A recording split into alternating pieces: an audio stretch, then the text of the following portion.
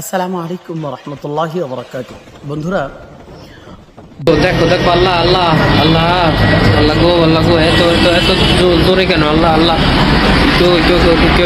এই এই তোমরা সবাই দেখো দেখো, এদিকে আসো এদিকে আসো। অনেক বড় অসহায়ত্ব কাজ করে। আমরা যারা বিল্ডিংয়ে আছি, বিল্ডিং থেকে বেরিয়ে আসি, বিল্ডিং ভেঙে যাওয়ার ভয় করি, বিভিন্ন ধরনের অসহায়ত্ব, মানসিকভাবে খুব বড় একটা অসহায়ত্ব ফিল করি আমরা নিজেরাই। বিষয়টা কিন্তু এমনই হয়।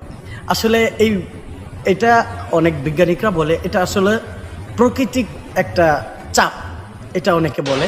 তো আসলে আমি বলবো এটা প্রাকৃতিক কোনো চাপ না, এটা আসলে আল্লাহ তাআলা। এটা শুধু আমি বলবো না, এটা হাদিসের মধ্যে আসছে। কেয়ামতের কেয়ামতের আগ মুহূর্তের সময় খুব বেশি বেশি ভূমিকম্প হবে, খুব বড় আকারে ভূমিকম্প হবে। তো এখন বিষয় হলো, আমরা এই ভূমিকম্পের সময় আল্লাহ তাআলা আমাদেরকে কি মেসেজ দেয়, ইসলাম আমাদেরকে কি মেসেজ দেয়, আল্লাহ তাআলা কি চায়?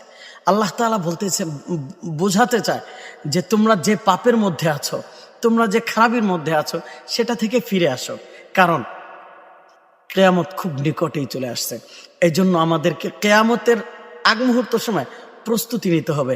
আল্লাহ তাআলার দিকে নিজের অতীতের পাপ থেকে, অতীতের বদ আমল থেকে, খারাপ আমল থেকে ফিরে নিজেদের আমলকে পরিশুদ্ধ করতে হবে। পরিশুদ্ধ করে দেখেন, উপরের যে ভিডিওগুলো উপর দিয়ে যাচ্ছে, মানুষগুলো অত কি বলে এটাকে, মানে এমন একটা পরিস্থিতি, তলে যদি কেউ থাকে সে শেষ। যে কয়জন ছিল তারা শেষ হয়ে গেছে। তো মানুষের হায়াত মৌতের কথা বলা যায় না। এই জন্য আমরা প্রত্যেকেই চেষ্টা করব নিজের আমল পরিশুদ্ধ করা, 5 ওয়াক্ত নামাজ পড়ার। আল্লাহ পাক আমাদের সকলকে 5 ওয়াক্ত নামাজ পড়ার তৌফিক দান করুন। আল্লাহুম্মা আমিন।